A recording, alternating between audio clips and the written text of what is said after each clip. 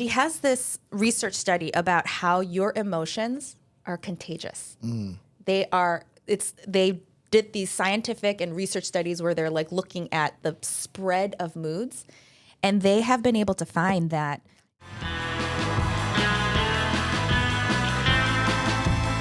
Well. Hello, everybody.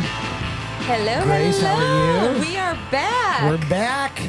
Back in the hot seat. After a little hiatus. A little last interlude. week's episode we recorded before the Christmas break just to give us a head start. The week before that, we went into the archives and said, what is our lowest viewed episode that nobody watched? Producer Chris said there was about 8 views on the one that we posted 2 weeks We ago. reposted that one. So we're back fresh live. This is Yes. episode 52, which means we have a full year of On Purpose Parents podcast under That's our wild. belt. Isn't that wild? Yeah, that went by fast. And it was a lot of fun. Was it It not was. fast for you? You did a little. I mean, it was fast. It's just 52 podcasts is a lot. That's so I've many. never completed 52 of anything in my life. I haven't done 52. not true. I haven't done 52 pull-ups or 52 consecutive days eating healthy. Is that your New Year's resolution this year? 52 pull-ups No. by the end of the year? No. No. No, I have That no is pretty I have no ambitious. desire. Hey, in my defense, right now, producer Chris, you could drop a pull-up bar in here, and I'll bet you I could hop on there and do 10. Wow. That'd be my. Wow, that is. I don't think I that's could do pretty one. Good. I could do 10. You can do 10. Should we test this one day? Well, he's like a rock anyway. Oh, Just wow. gonna bump up A against rock, him or sometimes. the rock, or a little bit of both. Not yeah. the rock. That dude's a monster. That's too going too far. You're That's like too- solid, dude. Well, thank you. wow. I'm solid. I don't know. Thank you. It's all the surfing with Yeah, your let's yeah, surf yeah. hat. There's a lot You of have a surfing. lot of upper body. Well, here we are Surfing. in our nomadic studio. Our nomad. This is not our It's a new permanent place. home. We don't think it's our permanent home. I do like the grown-up vibe, though. I like it. The Yeah, it's green nice. walls, it's my Yeah, favorite color. It matches your outfit. It matches my outfit. We match each other. We didn't Okay, even look, try. we're so coordinated. So here we are, episode 52. And here's what we decided to do for those of you listening. What we've realized is, like a lot of things, things start off slow and then there's building and then there's momentum. And we've experienced that with the podcast. There are now, how many? Is it 30,000? We're right about to kick 30,000 Yeah. subscribers, which is Yeah, we're pretty cool. close. We're pretty close to that. Wow. And how many you mentioned earlier, now I can't remember. I was impressed, kind of. Like- how many countries? 81. 81 Wow. countries. Yeah. Listen to our podcast. So cool. Or it's the same person that has listened to 81 different. She's an international traveler. We have a consultant traveler listener who She's just su- goes to every country. She's super bored when she lands in a new country every week and goes, what else I got to do? I'll listen to this podcast. During her Uber ride Yes. to the hotel. Yes. Well, we appreciate you, You know, one it would- person traveling the world. It does. It would devastate my little insecure mind if that played out to be true. I'd be devastated. It's the same person man. listening in 81 different locations. You know, there's only 195 countries too.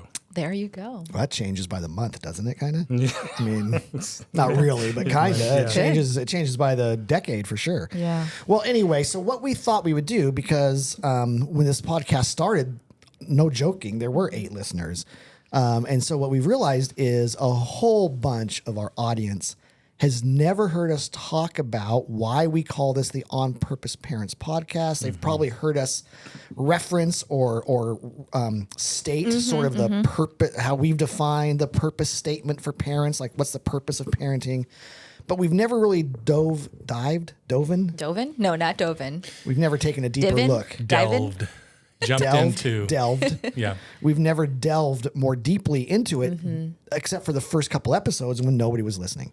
So we thought as we kick off this second year of the On Purpose Parents podcast, we would go back and in a different way, but similar. If you've been with us from the very beginning, thank you. And this will be a rehash, a refresher. A refresher. But for most of you, this will be brand new. So for this little 3-week series, we're going to take a look at the On Purpose Parent strategy. This episode, we're gonna kind of dissect the 3 big rocks or the 3 big pieces Pillars. of our pillars of our purpose statement. What we think is a worthwhile goal for every parent who's a follower of Jesus as they raise kids. Next week, we are going to take a 55-mile-an-hour speed run through all 5 ages, stages, roles, and goals on our parenting journey. Yeah. And then in our 3rd week, we're going to take a look at what do we need to pay attention to? How do we really do this? Like what's important as we're doing this for us as parents? And so that's what we're going to do. Love it. And it's going to be hopefully enjoyable and informative. Producer Chris, there is a link in the show notes. Is this true? Yeah. And what does that link do? Gives them there's a gonna be Taco Bell discount? Links, yeah. Like a chalupa, a free chalupa. if Chipotle. they- Since what we're doing is like an overview Yes. of the whole strategy, the whole plan of On Purpose Parents, there's going to be a few blogs, and then there's also a 1-page downloadable PDF that they'll be able to get a hold of. That's sort of a summary cheat sheet kind of the strategy. Yeah. Awesome. Okay. Well, with that entire backdrop, let's jump into it. We're going to talk today about the purpose statement, and to kind of launch us into this, one of the premises that Grace and I and producer Chris have held on to, and it's been the driving force behind our whole parent strategy at Saddleback Church and this podcast, is this assumption or belief, and I think all 3 of us would even say a quantifiable experience, that in life, almost nothing good happens by accident. That's right. Like, you don't just slide into good things very often. And when it comes to parenting, of all the roles and responsibilities and all the things that we adults do in life, for those of us who are parents, maybe the most important place to be intentional and not just leave it to chance is our parenting strategy. Yeah. So we've created a strategy to help parents be intentional in their parenting that sets them up to win. It doesn't necessarily mean it's easy. It doesn't prevent all the heartache that goes along with parenting, but it gives us like this goal in mind. From the day you take your precious newborn home from the hospital until the day they drive off as a young man or woman post-college into their career world, maybe they're married and beyond, because parenting never really ends. So, and beyond, like what's the point? What's the end game? In what ways should we be intentional? And so that's the heart behind this. And so, Grace, why don't you set us up by kind of rehashing, reading, maybe for a lot of our listeners for the first time, what we've defined as a goal. There's Yes. lots of there's lots of strategies, lots of ways to parent, but to make it clean and easy and intentional, it helps us in our ministry to go, this is how we're going to encourage parents. Yes, I love it. Would love to do that. So our purpose, as Kurt so very well set up for us, and as Kurt said, this is one way, not the only way. But what we have is that our purpose as parents is to raise interdependent, lifelong followers of Jesus who desire to make a kingdom contribution. So I'll say that one more time. Interdependent, lifelong followers of Jesus who desire to make a kingdom contribution. Which is pretty lofty. It's Right? lofty. It's pretty lofty, but it might help for us to break down, like, what are the 3 big rocks? What are the 3 big pillars in there? Yes. Well, the 3 big pillars are raising children to be interdependent, lifelong followers of Jesus, That's number 2. and the third is a kingdom contributor. Yes. Right? They want to make a difference for God's sake. Not make a difference for God's sake, not that. For God's sake. Make a difference for the sake of the kingdom. For God's sake, we want our kids to make a difference in however profession, all that stuff. And so today we're going to just take a look at, and we're just going to give you kind of a few thoughts on breaking down those 3 big rocks. So Grace, let's jump into what are some things that might help parents as they're thinking about, okay, interdependence. What does that mean? Yeah. What does that look like? How do we help get there? Yeah, absolutely. And I'll just say before jumping in, I love the topic of this episode because even though we may not be diving into the specific tips or as practical as some of our other episodes may be, it is so helpful and important to have that vision, to have that light that you are aiming for, that you see at the end of the tunnel, because parenting life can get so messy. Yeah. And there's so much noise in our heads and also placed on us that if we don't have that beacon of light Yes. that we are, drawing ourselves towards, or that's drawing us to it, it's easy to get lost. Well, So it's like our parenting rally cry. yeah. There's an old saying that you guys have probably heard, and we've maybe said it on this podcast, that if you aim for nothing, you hit it every time. Yeah. Right. So what I like to say is you don't want to aim for nothing because you'll hit that every time. Oftentimes in life, you shoot your arrow at the wall, and then you go up and draw the bullseye around wherever the arrow shoots. Yeah. You go, hey, that's look. Things turned out pretty good. Exactly. Versus, no, you draw the bullseye and then you aim for it. Yes. And you still miss sometimes. Of I mean, course. you don't miss every time. Yeah. Right. But at least you can say, this is what we're aiming for, and we're going to go after it. And we might miss. We might come up short. Our kids certainly will come up short. That's okay. That's Our okay. rally cry is, we want our kids to grow up to be interdependent, lifelong followers of Jesus who want to make a kingdom contribution. Yeah. So this first one, interdependent, I have a passion for this one, and it's something that this purpose and this vision has really helped Sam and me in terms of focusing on raising our own children as well. And before we dive into really like what we think this is and the importance of this, I did want to share this book that I was reading, and it's called Cues. It's by an author named Vanessa, I think, Edwards.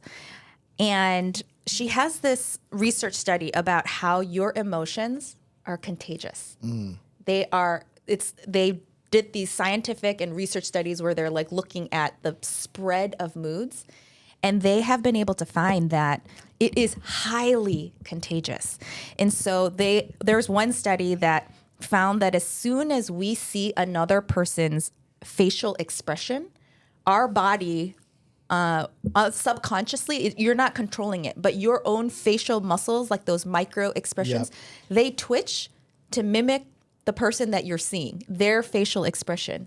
Oh, and not then not a response to, but a mimic of. Yes. So if you're scowling, there's like a slight.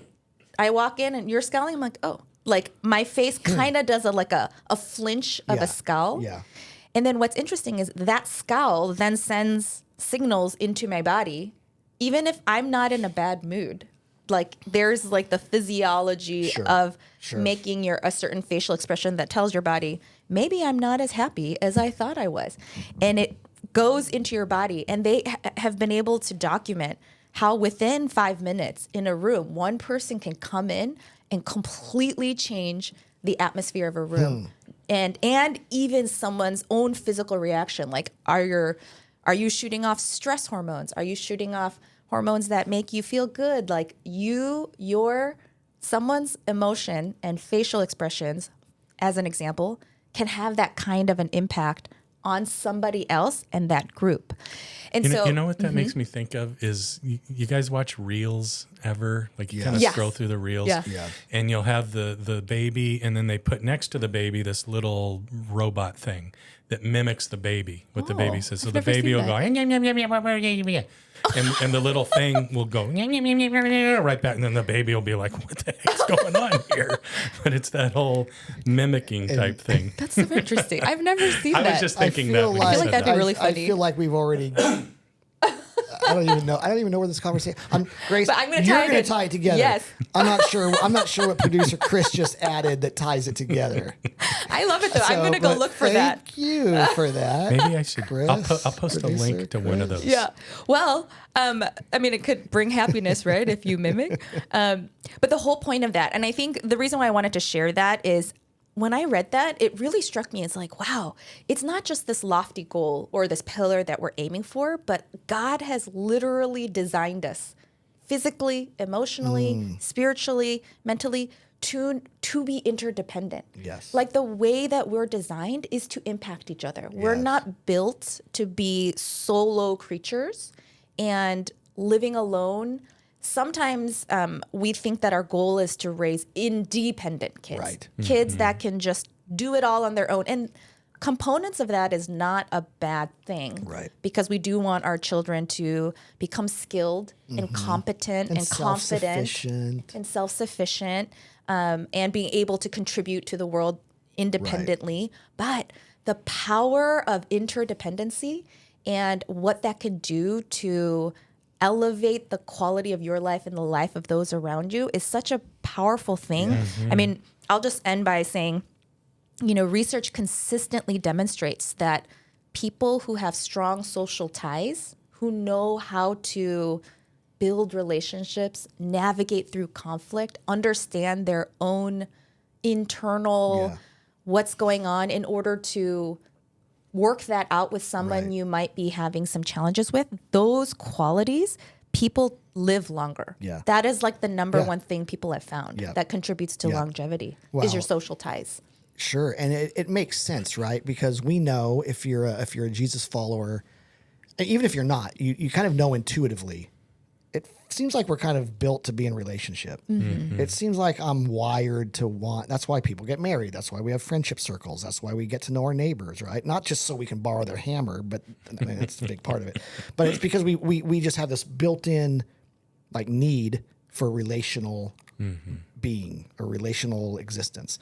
And that doesn't come out of nowhere. That goes, if you go all the way back to the creation story in Scripture, very early on, Genesis chapter 2 says that at some point in the creation story and in Adam's existence, God quickly states it's not good for him to be alone. I'm going to make a partner because he needs to not navigate this by himself, right? And so kind of hardwired into all of us by our designer is this need for an interdependence. We're built and wired to be in relationship with each other. And in America and Western societies and probably all over the world, we have, I think, overemphasized this independence. Like, be your self-made man, don't rely on anybody. And there, to your point, there's some important aspects of that.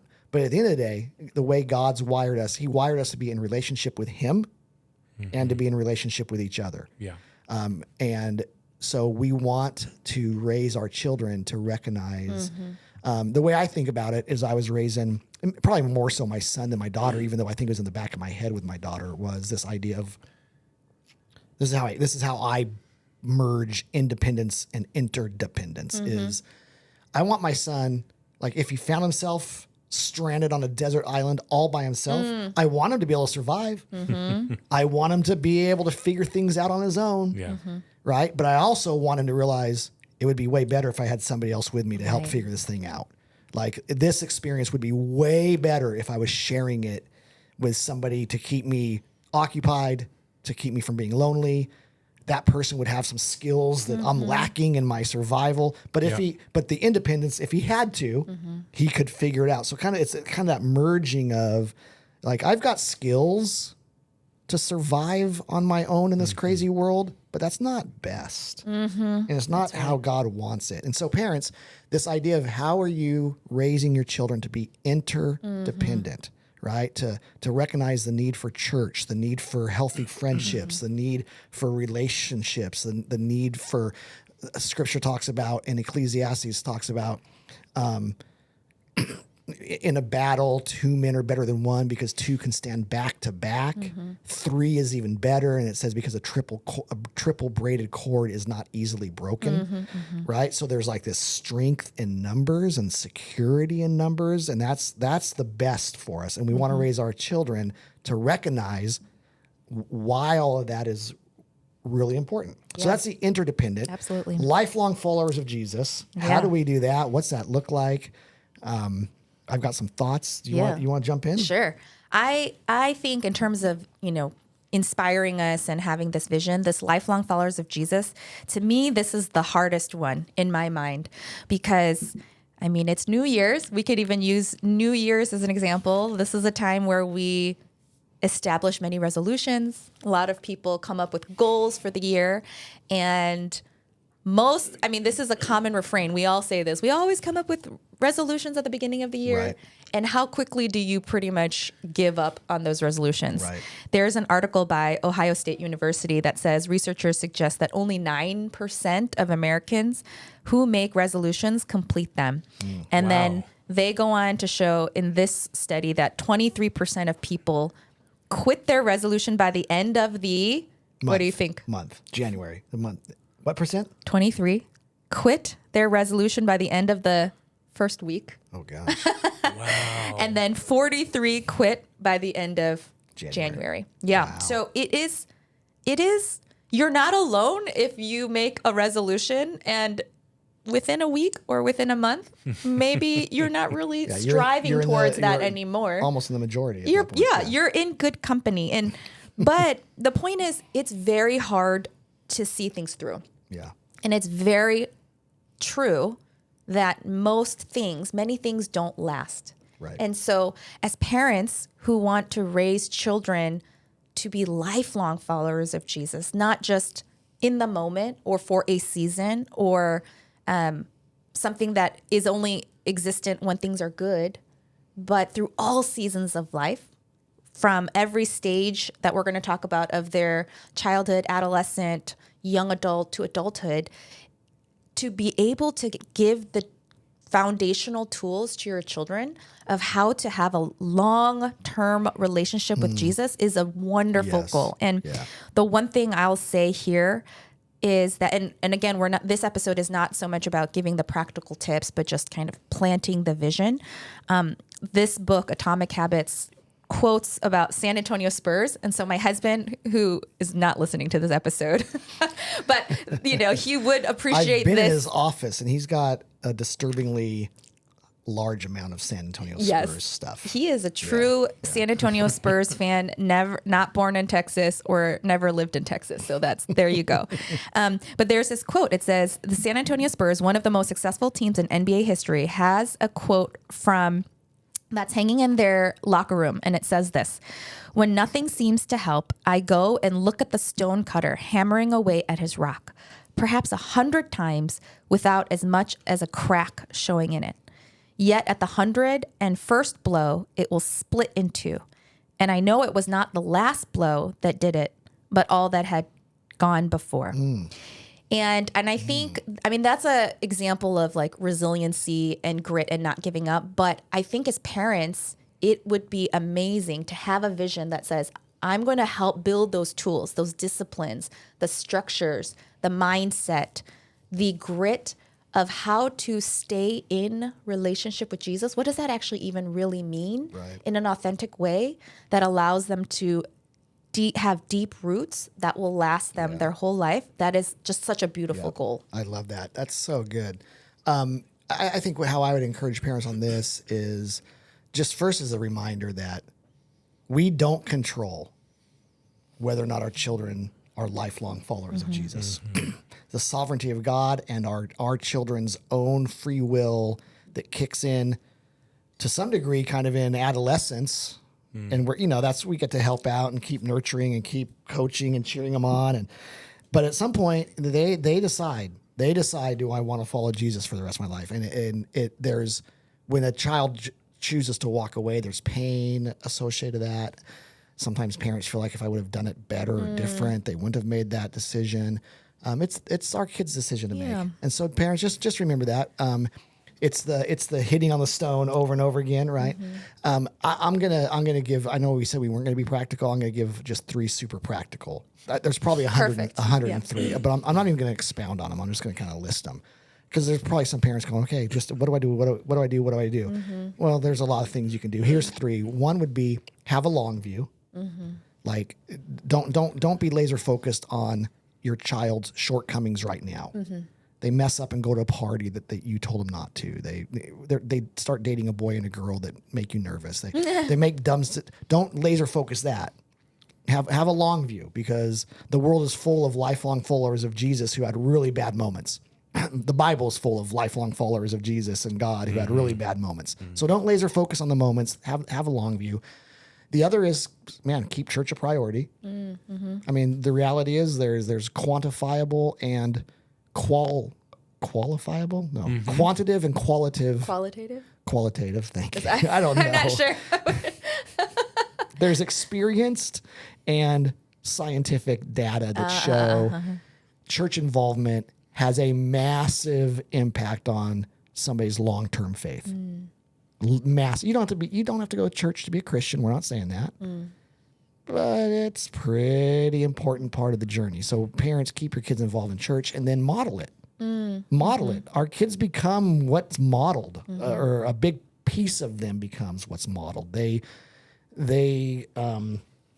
develop a lot of the traits and characteristics and worldviews and beliefs that are modeled, and so we want to model our faith. And then we're gonna wrap this up. But the third big rock is who want to make a kingdom contribution. And in short, parents, it's just from an early age helping our kids recognize that one of the primary reasons they're here on earth is to make a difference for Jesus and his kingdom, and to advance the gospel in 1,000 different ways, wherever they find themselves. I jokingly, but I think the point works, is when I'm talking to junior hires at church a lot about, like, what's your purpose in life? We all have individual purposes, and we all have the same purpose. Individual purposes is doctor, lawyer, stay-at-home mom, stay-at-home dad, mechanic, right? Pastor, whatever. That's your unique purpose. The general purpose that we all share is to make a difference in this world for the kingdom. And if that wasn't the case, if our only purpose in life was to get through life and go to heaven, the harsh reality is when we said yes to Jesus, he would say, you fulfilled your purpose, I'm going to take you home. If that happened at 10 or if that happened at 100. When that happened, but because we stick around and we have this whole life to live, it's obvious that there's another purpose in our life other than just being in a relationship with Jesus, and that is to point others to a relationship through making a kingdom difference. And parents, we want to help encourage our kids to recognize that. And then what's beautiful about that is it brings our own life true meaning and value and worth. Sometimes they say you really understand what's meaningful in life and maybe have some regrets at the end of your life when you're looking back at that time. And one thing I observed recently with my grandma, she's 97 years old. She's still alive and kicking.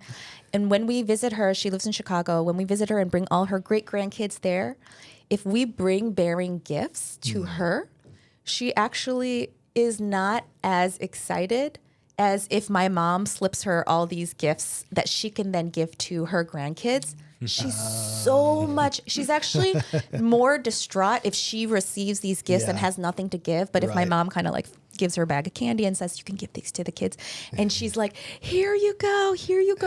Her whole face lights up, and you can see tangibly how much joy it gives her to be able to give and bless her great grandkids. And and that was just a image that sticks to my mind, that really what's meaningful in life is being able to be of purpose, of youth, and not like that's what gives us value, because God loves us no matter what. Right. But it gives us excitement and meaning.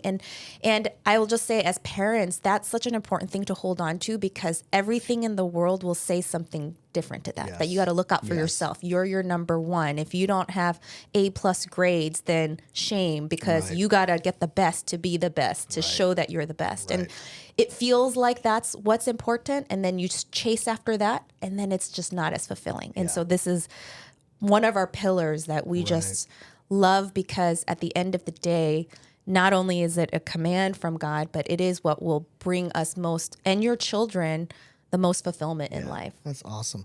Well, there you go, parents. Man, thanks for listening. Again, the whole reason we do the podcast, and attached to anything we talk about stuff that doesn't really seem to relate to this, but we want to help you raise interdependent, lifelong followers of Jesus who want to make a kingdom contribution. And we hope today, maybe for the first time, or maybe it was a reminder, maybe today served as a goal or a target, sort of that tangible thing that you can intentionally pursue with your kids. Thanks for joining us. Awesome. If you want to subscribe, you can do that. There's a button to click somewhere on the screen. I'm not even going to point to it somewhere because I get it wrong every time. Thanks for listening. We'll see you guys next Bye, episode. everybody.